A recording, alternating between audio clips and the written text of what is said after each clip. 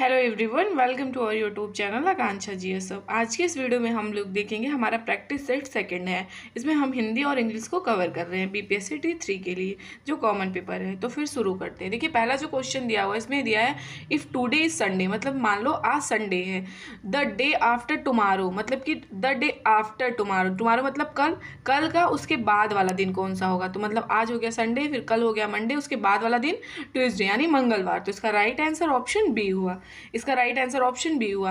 अगला हमारा जो क्वेश्चन है वो दिया हुआ है, इसमें दिया है select the most appropriate option to fill in the blanks the, इसमें मतलब इसमें फिल इन द ब्लैंक्स भरना है जो सबसे सही है इसको भरने के लिए। देखो ये ईडियम दिया हुआ है, इसमें भरना है the interviews were slowly becoming impatient as the were left to in the waiting room for hours. तो इसका राइट आंसर जो होगा ना ये होगा कूल देयर हील्स। इसका राइट आंसर होगा option C, cool their heels इसका राइट आंसर होगा। ये याद रखिएगा, इसका राइट आंसर ऑप्शन सी होगा, कूल देयर हील्स। अगला क्वेश्चन है how many teeth do an adult है, मतलब हम लोग जैसे हैं एडल्ट, हम कितने टीथ है हमारे यहाँ, तो 32 तो दांत होते हैं ना हमारे मुंह में। तो इसका राइट आंसर है ऑप्शन बी। अगला क्वेश्चन है सेलेक्ट इनकरेक्टली स्पेल्ड वर्ड। हमें इसमें ढूंढना है जो मतलब कि करेक्ट है वो तो पहले हम ढूंढ लेंगे, फिर इनकरेक्ट ढूंढना है। तो देखो पहला वाला जो है बिलीफ, ये तो सही है, और अगला जो है वैली, वैली ये भी सही है, उधर है। लेकिन ये जो है ना विनीत, ये गलत है। इसका स्पेलिंग पता है क्या होगा विनीत का? इसका मतलब जो होगा इसका राइट नीचे होता है, इसका मतलब होता है स्पेलिंग होगा राइट BENEATH। इसका राइट, तो इसका राइट आंसर हमें मिल गया ना। इसका राइट आंसर ऑप्शन बी है। अगला क्वेश्चन है वाइफ्स ब्रदर इज। देखो अगर मान लो तुम लड़के हो और तुम्हारी कोई बीवी हो गई, मान लो ये बीवी हो गई, तो बीवी है उसका भाई क्या लगेगा, तो ब्रदर इन लॉ ही तो लगेगा। तो इसका right answer option B, brother in law. साला लगता है ना, तो वही।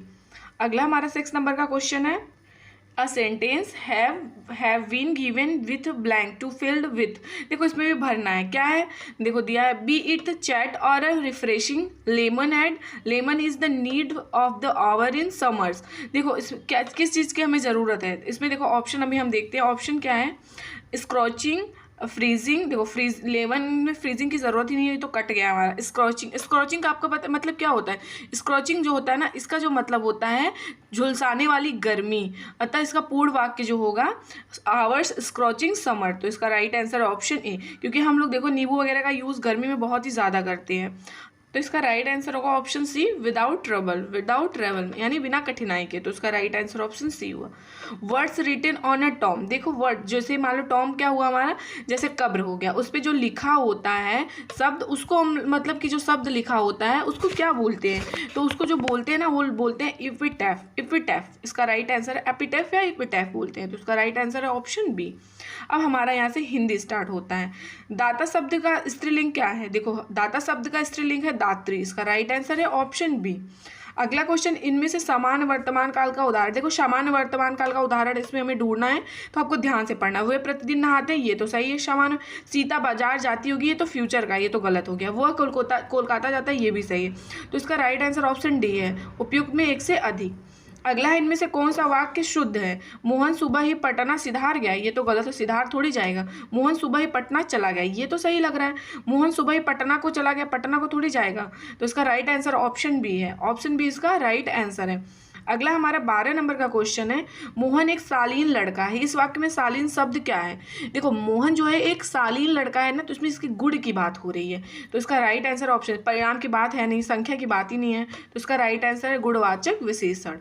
अगला है उंगली पकड़ के पहुंचना। मुहावरे का अर्थ क्या होता है? देखो उंगली पकड़ के पहुंचने का मुहावरे का धीरे धीरे साहस को बढ़ने, मतलब हम देखो उंगली को मान लो ये उंगली के, उंगली को पकड़ते पकड़ते सर पे चढ़ जाते हैं बहुत से लोग, तो धीरे धीरे साहस को बढ़ने देना। तो इसका राइट आंसर है ऑप्शन बी। अगला निम्नलिखित में किस वाक्य में भाववाच्य है? देखो भाववाच्य पूछ रहा है कौन से वाक्य में है? सर्दियों में रोज नहाया नहीं जाता, देखो इसमें है। तो इसका राइट आंसर है ऑप्शन बी, ऑप्शन बी इसका राइट आंसर हुआ। अगला हम 15 नंबर का क्वेश्चन देखते हैं।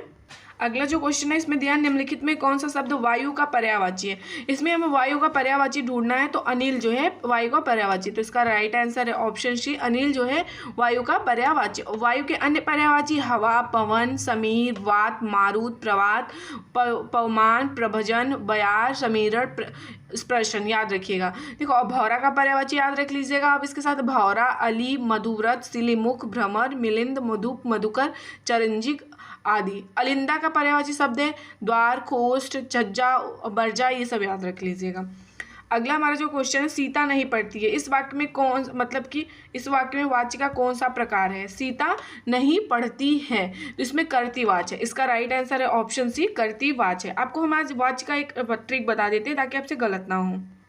देखो आपको कर्मवाच्य जो है ना, उसमें आपको एक चीज़ ध्यान देना है, कर्मवाच्य में क्या होगा, कर्ता के साथ के द्वारा लगा होगा, के द्वारा या फिर निर्जीव होगा। कर्तृवाच्य में कर्ता होगा, उसके बाद शून्य होगा, मतलब या कर्ता के बाद ने लगा होगा या तो शून्य होगा। देखो यहाँ कर्ता के बाद ने है, नहीं है, या फिर शून्य है। देखो शून्य कुछ ऐसा वर्ड तो है नहीं, तो सीता नहीं पढ़ती है, तो इसका राइट आंसर होगा कर्तृवाच्य। कर्तृवाच्य का एक मतलब कि डेफिनेशन आप लोग याद रखिएगा।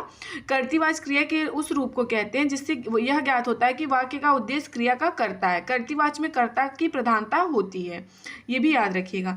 अगला हमारा 17 नंबर का क्वेश्चन, निम्नलिखित में कौन सा शब्द नौका का पर्यायवाची है? देखो नौका का पर्यायवाची जो होगा, इसका राइट आंसर है ऑप्शन बी, पोत होगा। पोत होगा इसका राइट आंसर। अगला, यह मेरी किताब है, इस वाक्य में काले शब्द का सर्वनाम का प्रकार क्या है? देखो यह मेरी किताब है, तो यह मेरी किताब, ये निश्चयवाचक सर्वनाम की बात कर रहा है ना, वो निश्चयवाचक कि मेरा है, तो इसका राइट आंसर है ऑप्शन बी। ऑप्शन बी इसका राइट आंसर है। अगला जो क्वेश्चन है, इसमें देखिए मुहावरा दिया, 9 दिन चले 2.5 कोस। 9 दिन चले 2.5 कोस का इसका अर्थ होता है ज्यादा समय में कम काम करना, तो इसका राइट आंसर है ऑप्शन बी। अगला है पक्षी उड़ रहे हैं, वाक्य में कौन सा काल है? देखो पक्षी उड़ रहे हैं, पक्षी उड़ रहे हैं, तो इस वाक्य में कौन सा काल है? तो इसमें कोई भी नहीं है, इसका राइट आंसर होगा ऑप्शन ई, उपयुक्त में से कोई नहीं। कैसे कोई नहीं होगा? ये जो दिया है ना वाक्य, ये वाक्य में अपूर्ण वर्तमान काल है, अपूर्ण वर्तमान काल, तो ये अपूर्ण वर्तमान काल है।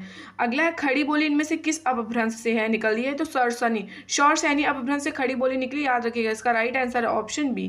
देखो अगला जो क्वेश्चन है, लुटेरा में प्रयुक्त प्रत्यय कौन सा है? देखो लुटेरा में प्रयुक्त प्रत्यय जो है एरा है, एरा जो है इसमें प्रयुक्त प्रत्यय है, तो इसका राइट आंसर है ऑप्शन सी, एरा है, याद रखिएगा। अगला है 23 नंबर का, इनमें से कौन सा वर्ड अघोष है?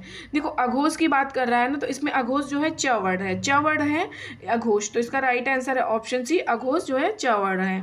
याद रखिएगा अघोष क्या होता है, प्रत्येक वर्ग का पहला और दूसरा वर्ड अघोष होता है, ये याद रखिएगा। उष्ण व्यंजन जैसे श भी अघोष वचन है, ये वर्ड है, ये भी याद रखिएगा आप लोग। अगला है, इनमें से किस वाक्य में कर्मवाच्य है? कर्मवाच्य की बात आ गई, इसमें कौन से भी कर्मवाच्य है? देखो क्या है, श्याम के, मैंने अभी आपको बताया जिसमें द्वारा लगा होगा फटाक से कर दीजिएगा आंसर, तो श्याम के द्वारा पुस्तक पढ़ी गई, तो ये कर्मवाच्य है, तो इसका राइट आंसर ऑप्शन सी है।